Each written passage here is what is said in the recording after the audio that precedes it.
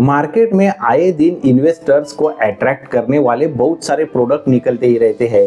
वैसे ही अभी एक प्रोडक्ट जो बहुत चर्चा में है वो है SWP, सिस्टमैटिक विड्रॉवल प्लान। लेकिन जिस तरीके से ये अभी मार्केट में प्रेजेंट किया जा रहा है, क्या उसी तरीके से वो काम करता है क्या? क्या सच में वो हमारे लिए कुछ बेनिफिट क्रिएट करता है क्या? लेकिन ये सब हाइप में SWP को रिलेटेड जो भी एक डार्क साइड है वो कोई भी सामने लाने की कोशिश नहीं कर रहा है। आज ऐसे ही SWP में कौन से फ्लॉज है उसके बारे में डिस्कस करेंगे, और अगर उसको कोई प्रॉब्लम है भी तो उसका सोल्यूशन क्या है वो भी जानने की कोशिश करेंगे। तो वीडियो को पूरा देखें, तभी आप इसका एक्चुअल में प्रॉब्लम क्या है वो भी समझ पाओगे और उसके ऊपर रिजोल्यूशन क्या है वो भी समझ पाओगे। और हम ये केवल थियरी डिस्कस नहीं करेंगे बल्कि प्रैक्टिकल में एग्जाम्पल भी समझने की कोशिश करेंगे, जिससे आपको पूरी ये SWP की जो भी डार्क साइड है वो समझने में आसानी होगी।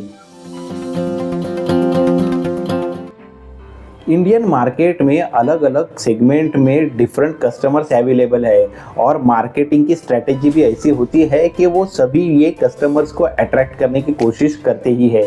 ऐसे ही ये रिसेंटली जो प्रोडक्ट है वो SWP का प्रोडक्ट है, जो ऐसे कस्टमर्स को अट्रैक्ट करता है जिनके पास अभी काफ़ी सारा कॉर्पस जमा है, और जो अभी रिटायरमेंट के लिए प्लान कर ही रहे हैं या फिर उनकी रिटायरमेंट अभी शुरू ही हो चुकी है। यानी ऐसे कस्टमर्स जो अभी रिटायरमेंट के एज के हैं और उनके पास अच्छा खासा कॉर्पस भी जमा है। ये तो ऑप्शन हो गया वो कस्टमर्स के लिए जो अभी रिटायरमेंट के एज पे है। लेकिन अगर कोई यंग इन्वेस्टर है तो उसके लिए भी यहाँ पे SWP का SIP के साथ कॉम्बिनेशन बना के एक प्रोडक्ट प्रेजेंट किया जाता है। मतलब समझो, अगर कोई यंग इन्वेस्टर है तो वो एक 15 या 20 साल के लिए अपनी SIP करता रहे, और फिर SIP का तो कंसेप्ट है ही वो 20 साल बाद आपको एक अच्छा खासा लमसम अमाउंट बना के देगा।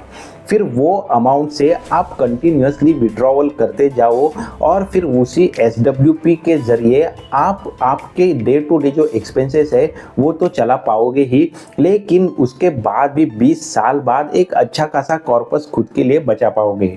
मतलब ये जो SWP का प्रोडक्ट है वो यंग इन्वेस्टर्स को भी अट्रैक्ट कर रहा है या फिर रिटायरमेंट एज के जो पर्सन्स है उनको भी अट्रैक्ट कर रहा है। तो फिर ये SWP यानी सिस्टमैटिक विड्रॉवल प्लान काम किस तरीके से करता है? अगर इसका कंसेप्ट देखें तो ये बोलता है कि अगर आपके पास एक लमसम अमाउंट इन्वेस्टेड है तो फिर आप उस अमाउंट से रेगुलरली कुछ फंड आपके डे टू डे एक्सपेंसेस के लिए विड्रॉ कर सकते हैं, और उसके बावजूद भी आपका जो भी कॉर्पस है वो एक समय के लिए कंटिन्यूसली बढ़ता रहेगा, और फिर 15 या 20 साल बाद आप फिर से वो कॉर्पस को देखोगे तभी भी वो पहले से भी बढ़ा हुआ आप पाओगे। अगर शॉर्ट में SWP को समझे तो आप यहाँ पे देख सकते हो। समझो टोटल इन्वेस्टमेंट 5 लाख की है और हर महीने हम 4,000 निकाल रहे हैं, और ऐसे में जो रिटर्न हमें जनरेट होके मिल रहे हैं वो 12% के हैं। तो फिर 5 साल बाद भी हम देखेंगे तो हमारी जो मेन इन्वेस्टमेंट है वो इंटैक्ट रहेगी। हम ये देख सकते हैं कि हमारी जो टोटल इन्वेस्टमेंट स्टार्ट में थी वो 5 लाख की थी। उसके बाद जो टोटल विड्रॉवल हमने किया वो 2,40,000 का किया, लेकिन उसके बावजूद भी जो हमारे पास एंड में कॉर्पस बचा है वो 5 लाख से भी ज़्यादा के अमाउंट का है। ऐसा ही एक एग्जाम्पल हम और डिटेल में स्टडी करेंगे, जिससे ये कंसेप्ट की कौन सी डार्क साइड है, क्या कड़वी सच्चाई है, वो समझने में हमें आसानी होगी। अभी एक थियोरेटिकल एग्जांपल देखते हैं जिससे हमें SWP का एक्चुअल में थियोरेटिकली क्या एक्सप्लेनेशन है ना वो समझ में आएगा। ये एग्जाम्पल में हम मान लेते हैं जो भी अभी रिटायरमेंट एज का इन्वेस्टर है उसके पास ये 2 करोड़ का कॉर्पस अवेलेबल है, और जो उसके मंथली एक्सपेंसेस है वो 1 लाख के है। इसमें देखो हमें इन्फ्लेशन को इग्नोर नहीं करना है, इन्फ्लेशन को भी हम 6% का कंसीडर करके चलते हैं। और साथ में जो एक्सपेक्टेड रिटर्न है वो हम 12% का मान के चलते हैं, क्योंकि निफ्टी ने जो पास्ट में के परफॉर्मेंस के अनुसार जो रिटर्न दिया हुआ है वो 12% का दिया हुआ है। तो फिर ये डेटा के अनुसार समझो हम SWP का रिटर्न्स का रिजल्ट देखते हैं तो वो काफी अट्रैक्टिव दिखेगा। हम एक बार वो क्या रिजल्ट है उस पे नजर देते हैं। वो अगर हम रिजल्ट देखें तो देख सकते हैं कि जो भी हमारी इन्वेस्टमेंट हो रही है वो जो ग्राफ अगर हम देखें तो उसके अनुसार 30वें ईयर में भी हमारे लिए तकरीबन 5.68 करोड़ तक का कॉर्पस बाकी रखेगा और बीच में ये 30 सालों में हम प्रॉपरली 1 लाख का विड्रॉवल भी कर पा रहे हैं। तो ये काफी इंटरेस्टिंग डेटा आपको लगेगा, लेकिन रियलिटी इसी तरीके से काम करती है ऐसा नहीं। कैलकुलेशन को पहले हम समझते हैं। आप यहाँ पे देखोगे तो पहले साल में जो रिटर्न दिया है वो 12% का दिया है और जो एनुअल एक्सपेंसेस हमने लिए हैं वो 12 लाख के, यानी हर मंथ में 1 लाख का एक्सपेंस हो रहा है। तो फिर एक साल के एंड में जो कॉर्पस हमारे पास होगा वो 2.11% का होगा और फिर दूसरे ईयर में जो रिटर्न हमें मिलेगा वो भी 12% का मिलेगा। लेकिन जो एनुअल एक्सपेंसेस है वो हम इन्फ्लेशन के अनुसार देखें तो वो 12.7 लाख के हो जाएंगे और फिर 12% के रिटर्न के अनुसार जो हमारे पास कॉर्पस बचा होगा वो 2.22 करोड़ का होगा। और सेम कंसेप्ट आगे भी एक्सटेंड होते होते हम 30वें ईयर में जाए तो ये 30th ईयर में जो कॉर्पस हमारे पास बचा होगा वो 5.68 करोड़ का होगा। अभी ये तो थियरी है और ये आपको काफी अट्रैक्टिव भी लगी होगी, लेकिन रियलिटी थोड़ी इससे अलग होती है। क्योंकि मार्केट हमेशा स्ट्रेट लाइन में ग्रो नहीं होता, वो हमेशा उतार और चढ़ाव देखते देखते ऊपर की तरफ ग्रो होता रहता है। और इसीलिए समझो अगर हम कुछ ऐसी सिचुएशन में फंस जाए कि जहाँ पे बहुत समय के लिए मार्केट निगेटिव ही परफॉर्म कर रहा है, तो ऐसे में हमारे ये जो SWP का कंसेप्ट है वो पूरी तरीके से फेल होता हुआ नजर आता है। एक एग्जांपल से इसे हम क्लियर कट समझते हैं। जहाँ पे हम जब भी इन्वेस्ट कर रहे हैं उसके स्टार्ट में ही समझो हम बहुत बार निगेटिव रिटर्न्स को फेस करते हैं, तो फिर हमारे पास कितने समय के लिए कॉर्पस जमा रह सकता है वो उसका अंदाजा आ जाएगा।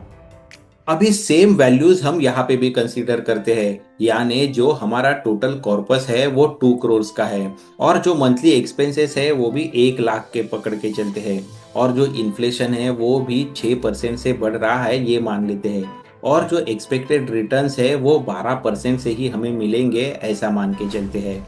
अभी अगर समझो ये सब अजम्पशन के साथ हम हमारे जो निफ्टी के रिटर्न्स है या फिर जो भी इक्विटी फंड में हम इन्वेस्ट कर रहे हैं वो एग्जैक्टली 12% के से हर साल नहीं रहे, तो फिर कौन सा ग्राफ निकल के आएगा एक बार हम वो देखते हैं।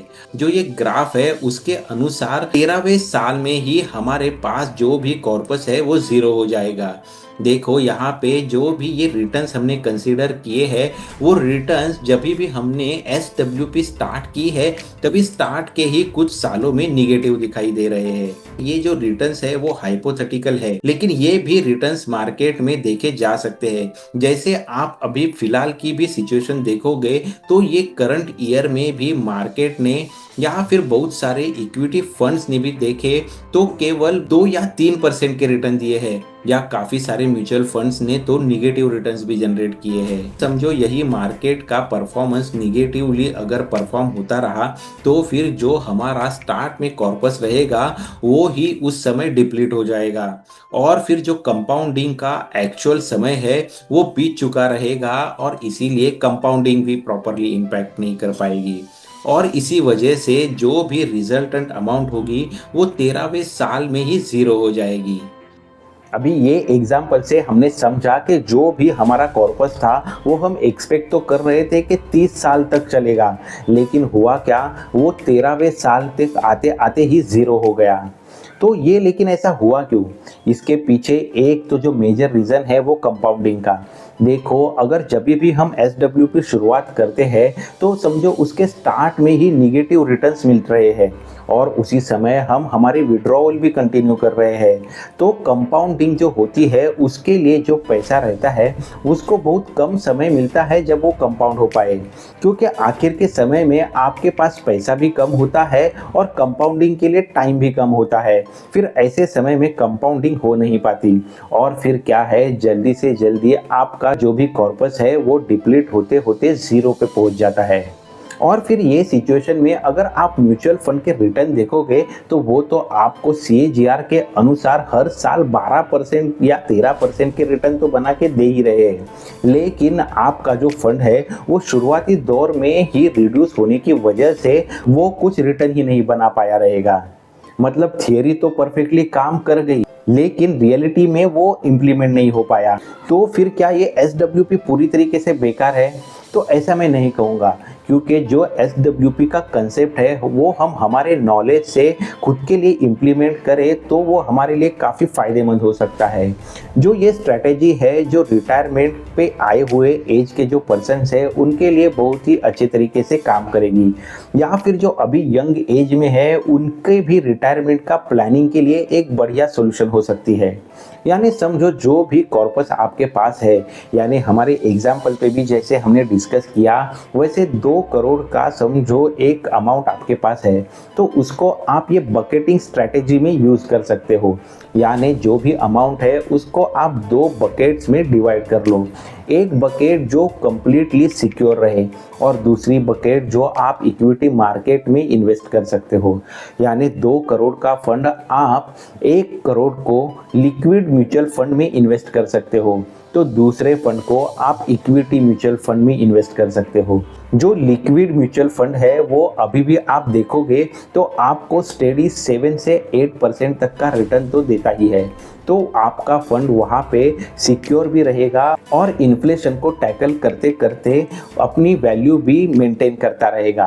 और जो इक्विटी का फंड होगा वो तो मार्केट के उतार चढ़ाव के बावजूद भी कंटिन्यूसली ग्रो होता रहेगा। और जो भी आपके डे टू डे एक्सपेंसेस है वो आपको इक्विटी म्यूचुअल फंड से नहीं निकालने हैं। यहाँ पे जो भी आपके डे टू डे के एक्सपेंसेस है वो आप लिक्विड म्यूचुअल फंड से विड्रॉ कर सकते हो। यानी आपके जो डे टू डे के एक्सपेंसेस है वो भी चलते रहेंगे और दूसरे जगह पे आपका जो फंड है वो भी ग्रो होता रहेगा। और उसमें और भी एक बोनस पॉइंट है, देखो अगर आप ये सब स्ट्रेटेजी इम्प्लीमेंट करते हो मतलब आप मार्केट से भी थोड़ा बहुत कनेक्ट तो रहोगे ही। तो ऐसे सिचुएशन में समझो कभी आपको मार्केट बहुत ही ड्रॉप होता हुआ नज़र आए, डाउन परफॉर्म होता हुआ नज़र आए, तो फिर आपकी जो भी ये सिक्योर बकेट है यानी जो लिक्विड म्यूचुअल फंड की बकेट है वहाँ से आप थोड़ा बहुत पैसा ये इक्विटी फंड में भी ट्रांसफ़र कर सकते हो, जो ये पैसा आपका ग्रो होने में मदद करेगा। और फिर इस तरीके से अगर हम हमारा जो भी रिटायरमेंट का कॉर्पस है उसको यूज़ करें तो फिर एक सफिशिएंट 20 या 30 सालों के लिए वो तो ग्रो होता ही रहेगा, लेकिन हम हमारे डे टू डे जो एक्सपेंसेस है वो भी चला पाएंगे। तो उम्मीद है दोस्तों आप SWP के कंसेप्ट को तो समझे ही होंगे, साथ ही में SWP की थियरी और उसके रियल इम्प्लीमेंटेशन में क्या फ़र्क आ जाता है वो भी समझ गए होंगे।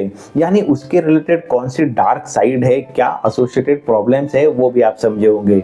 लेकिन समझो इसी SWP को हम खुद के लिए वाइसली होशियारी से अगर इम्प्लीमेंट करें तो वो हमारे लिए फ़ायदेमंद भी हो सकता है, और वो कौन सा सोल्यूशन है वो भी हमने समझा। वीडियो अगर आपको फ़ायदेमंद लगा हो तो वीडियो को ज़रूर लाइक करें, और ऐसे ही इन्वेस्टमेंट रिलेटेड हो या फाइनेंस अपडेट हो या मनी कंसेप्ट्स हो, इनके रिलेटेड नॉलेजेबल वीडियोस इस चैनल पे आते रहते हैं, तो आप चैनल को भी ज़रूर सब्सक्राइब करें। जल्दी मिलते हैं नेक्स्ट इन्फॉर्मेटिव वीडियो में। Thanks for watching.